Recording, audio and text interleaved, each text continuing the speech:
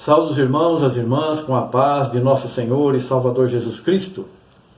Peço a Deus, rogo a Deus, juntamente com os irmãos, que Ele nos abençoe nesse momento, quando juntos examinamos a sua santa e bendita palavra. Hoje nós vamos examinar a respeito do nosso sumo sacerdote. Nosso sumo sacerdote, veja aqui, lá no passado existia o sumo sacerdote, que uma vez por ano entrava no lugar santo dos santos para oferecer sacrifícios por ele próprio, depois pelo povo, e tinha contato com Deus. E hoje nós temos também um sumo sacerdote que oferece sacrifícios por todos nós. Nós vemos aqui em Hebreus, no livro de Hebreus, no capítulo 4, nós vamos ler do versículo 14 em diante, diz assim: visto que temos um grande sumo sacerdote, Jesus, Filho de Deus, que penetrou nos céus, retenhamos firmemente a nossa confissão. Porque não temos um sumo sacerdote que não possa compadecer-se das nossas fraquezas, porém um que, como nós, em tudo foi tentado, mas sem pecado. Cheguemos, pois, com confiança ao trono da graça, para que possamos alcançar misericórdia e achar graça, a fim de sermos ajudados em tempo oportuno. Veja aqui, lá no passado, a pessoa pecava, o que ela fazia? Ela tinha que apagar o pecado, senão ela não tinha salvação. Isso era só para o povo judeu. O resto do mundo, chamado gentios, né, não tinha Deus.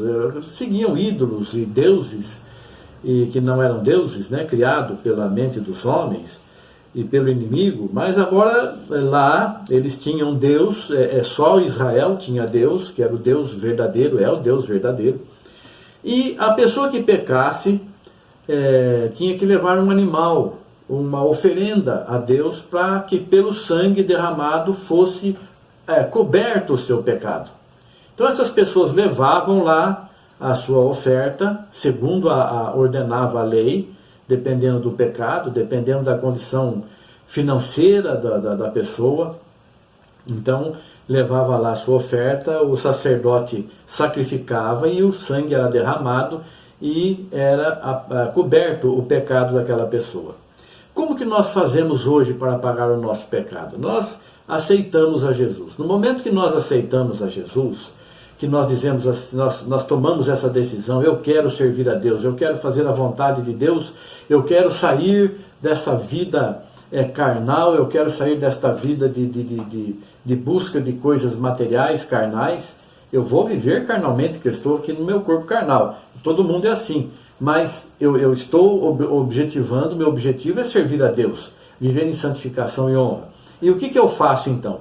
Eu devo ser batizado. Lá em Romanos nós vemos que o batismo é uma representação do sepultamento de Cristo, que batismo significa imersão. Então o batismo para se chamar batismo, tem que imergir. Você já foi batizado, você já foi imergido, você foi colocado na água. Isso é imersão, é batismo, em nome de Jesus, porque foi Ele que morreu por nós.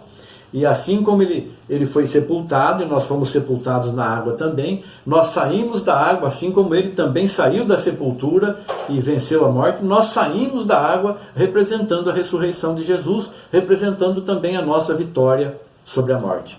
O sangue do Cordeiro de Deus que tira os pecados do mundo. Nós somos abençoados e somos santificados através do batismo.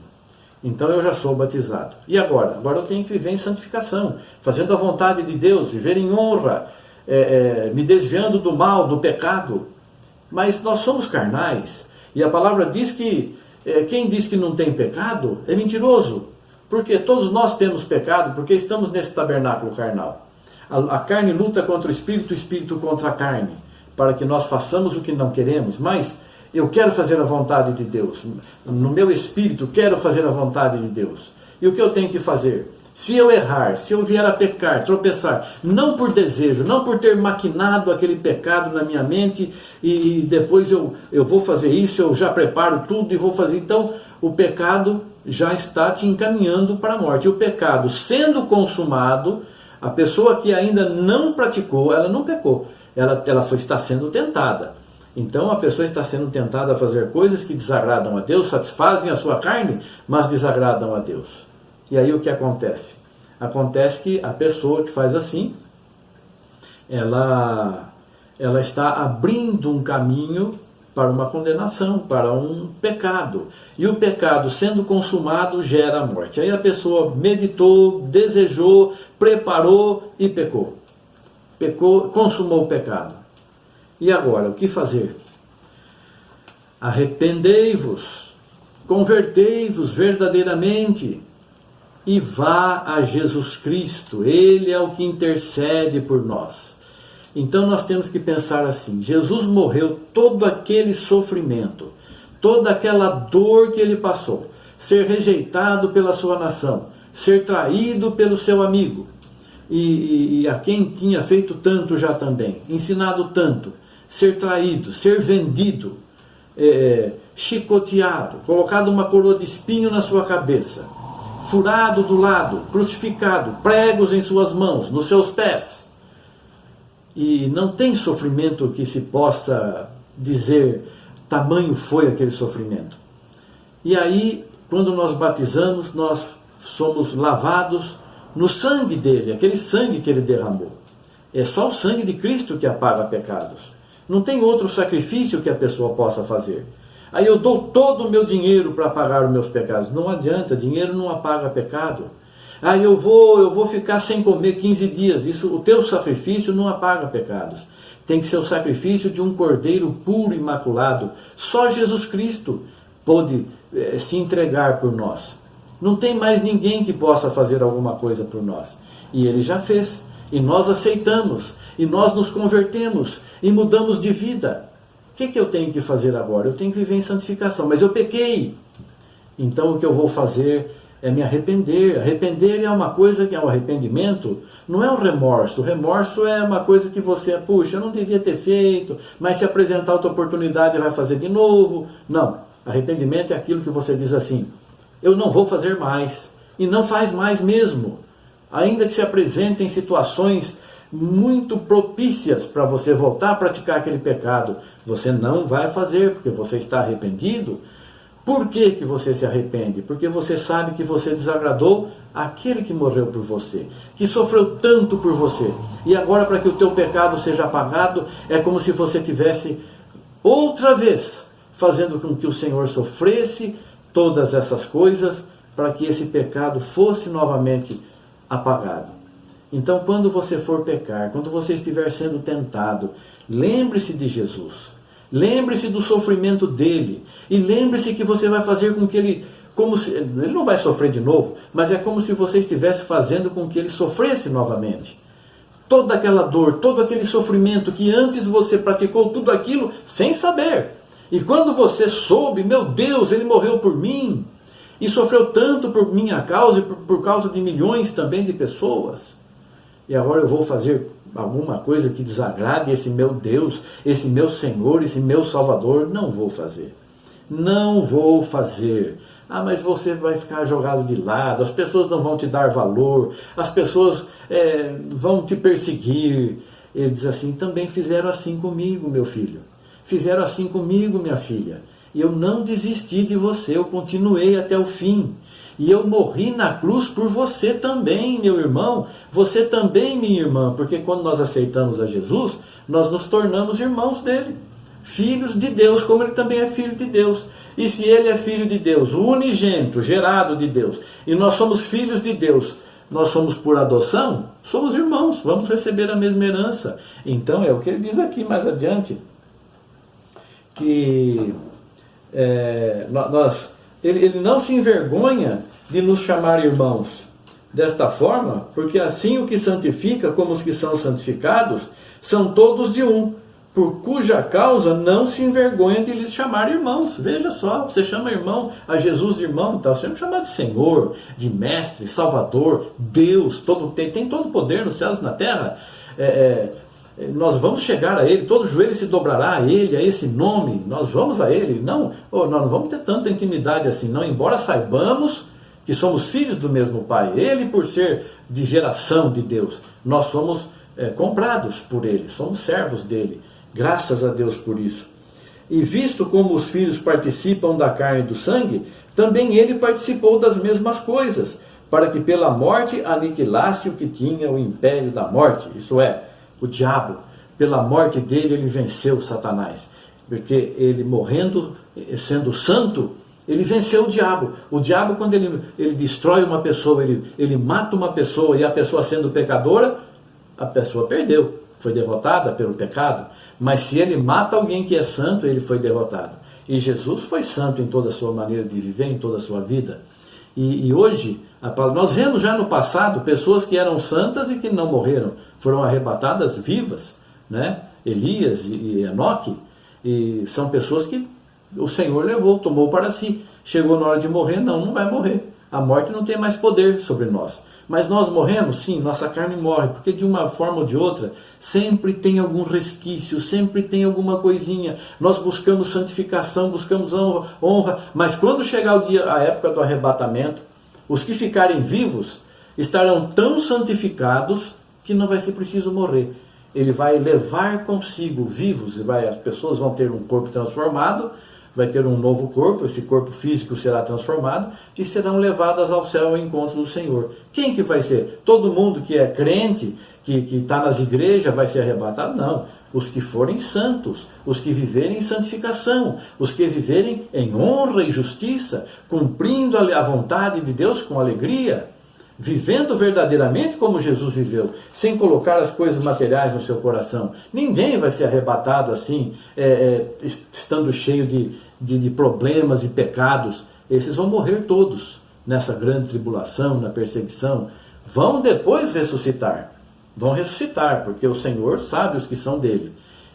Mas os que estiverem vivos para serem arrebatados, todo mundo fala, nós vamos ser arrebatados. Vamos sim. Mas precisa ver se você está vivendo de santificação. Não precisa vir falar para mim, não, se você está ou não está. O que vai arrebatar a gente, que é Jesus Cristo, ele não vai errar, não. Ele vai pegar os que são realmente, ele vai levar os que são realmente dele. Aqueles que são realmente santos e vivem em santidade perfeita. Mas é difícil, sim. É difícil, como foi difícil para ele também. E ele passou tudo, como diz a palavra aqui. Fez tudo, viveu tudo, mas sem pecado. Viveu sem pecado. Ele não pecou. Passou por todas essas coisas, mas sem pecado.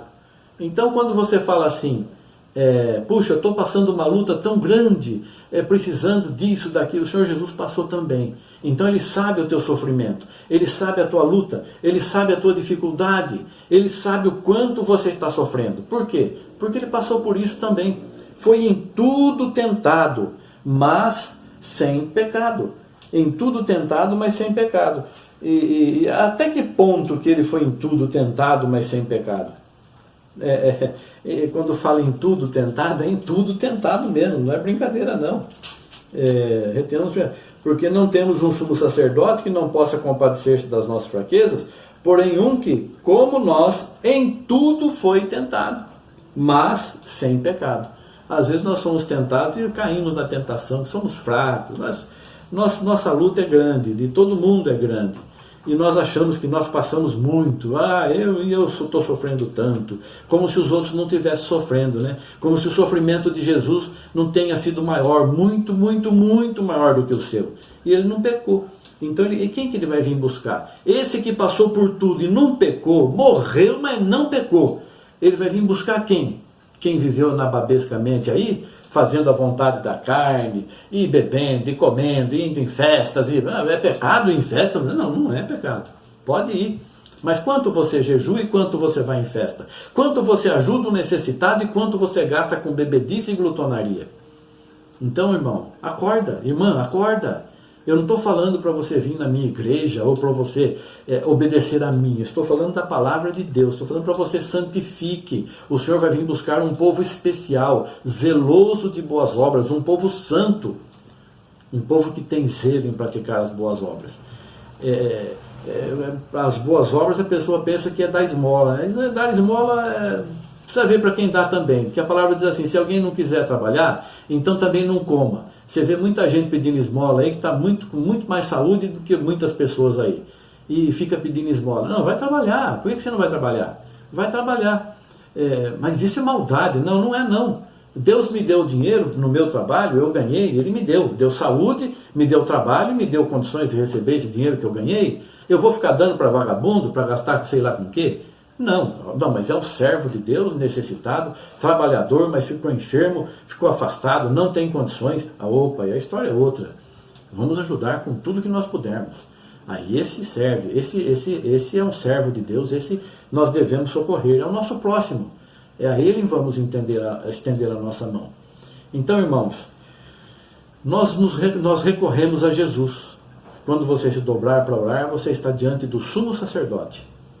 Senhor, que ele que tem o sacrifício, ele que fez o sacrifício. Ele não vai matar outra ovelha, ele é a ovelha, ele que morreu por você, ele que derramou o sangue dele por você. Então você chega a ele, Senhor, eu pequei. Você sabe assim, o sangue que ele derramou foi por causa dos meus pecados. Eu estou vindo aqui, conhecendo tudo isso, pedindo a ele, me perdoe.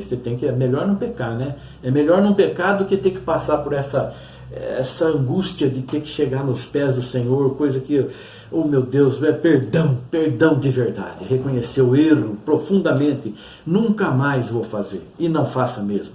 Então nós temos esse sumo sacerdote, que se compadece de nós.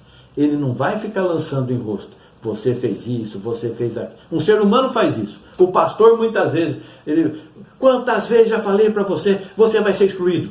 É mais ou menos assim, né? Mas Deus não é assim, Jesus não é assim, Ele é amor. Ele não quer que você seja condenado, Ele não quer a tua morte, Ele quer a tua salvação. Ele não morreu à toa, Ele não morreu para chegar e lançar na tua cara o teu pecado. Ele sabe da tua dificuldade, Ele sabe da tua fraqueza, mas Ele quer que você seja um homem, uma mulher verdadeiramente fiel. Compreendeu? Compreendi. Vai viver? Vou. Em nome de Jesus. Então se aproxime do nosso sumo sacerdote. Se aproxime dele. Se reconcilie. Peça perdão. Entenda que você pecou e desagradou profundamente o Senhor. Ele vai te abençoar. Ele vai te renovar. E você será grandemente abençoado. Que Deus abençoe a todos. Que possamos a cada dia viver em santificação e honra para a glória do Senhor e para a nossa salvação. Em nome de Jesus Cristo, pedimos a Ti, Pai, abençoa-nos e proteja-nos. Amém. Graças a Deus. Obrigado, Senhor. Amém. Amém.